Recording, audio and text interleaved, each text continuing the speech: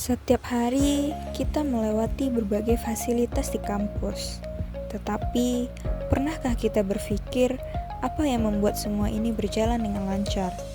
Dari gedung yang kita pakai, dosen yang mengajar, hingga informasi jadwal kuliah yang selalu update. Semua ini sebenarnya adalah cerminan dari konsep sumber daya publik yang digunakan pemerintah untuk mengelola negara. Mari kita telusuri bersama.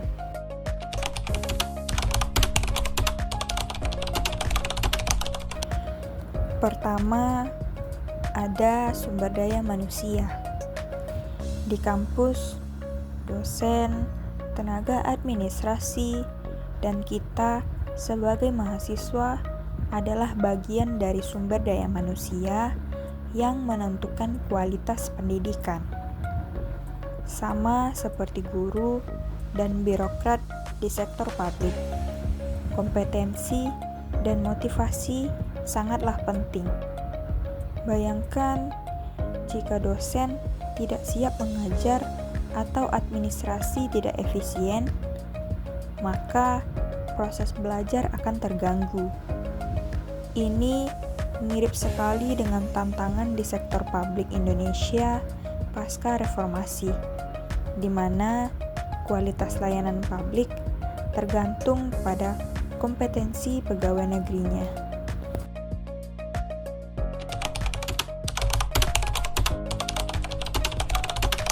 Kedua, sumber daya keuangan. Di kampus, kita melihat anggaran digunakan untuk fasilitas, kegiatan organisasi, dan beasiswa. Pengelolaan yang tepat memastikan semua kegiatan berjalan dengan lancar. Sama halnya dengan sektor publik. Pemerintah harus bijak mengalokasikan anggaran agar pembangunan dan layanan publik tepat sasaran.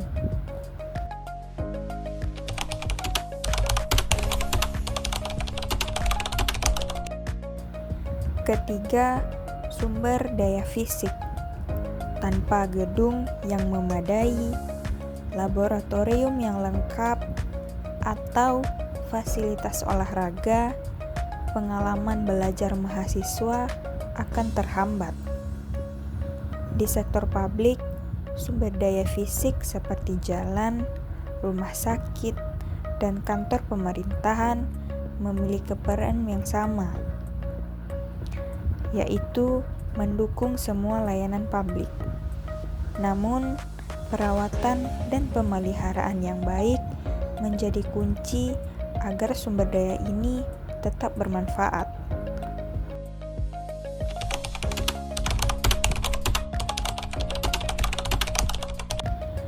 Keempat, sumber daya informasi.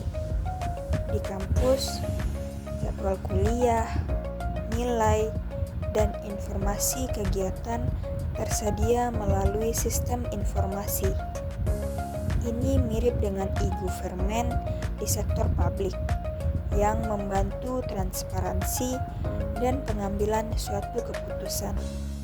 Tetapi, seperti halnya di Indonesia, tantangan muncul ketika literasi digital yang rendah atau sistem yang belum optimal.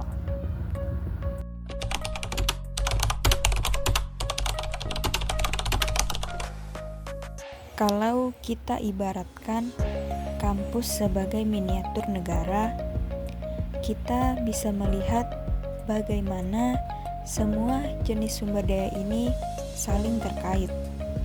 Misalnya, ada dana beasiswa dari sumber daya keuangan, tetapi dosen dan staf kurang terlatih dalam sumber daya manusia, maka hasil belajar tetap tidak maksimal. Sama seperti reformasi sektor publik di Indonesia pasca 1998. Keberhasilan layanan publik memerlukan integrasi semua jenis sumber daya.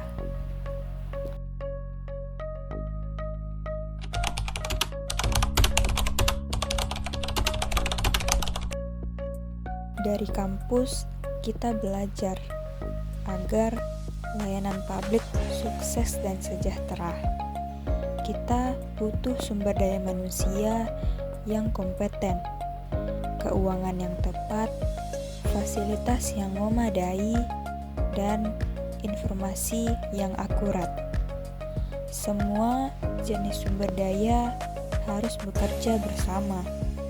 Jadi, meskipun kita mahasiswa, memahami konsep ini membantu kita melihat bagaimana sebuah negara atau kampus dapat berjalan dengan baik dan efisien. Itulah pelajaran tentang sumber daya sektor publik yang bisa kita terapkan di kehidupan sehari-hari.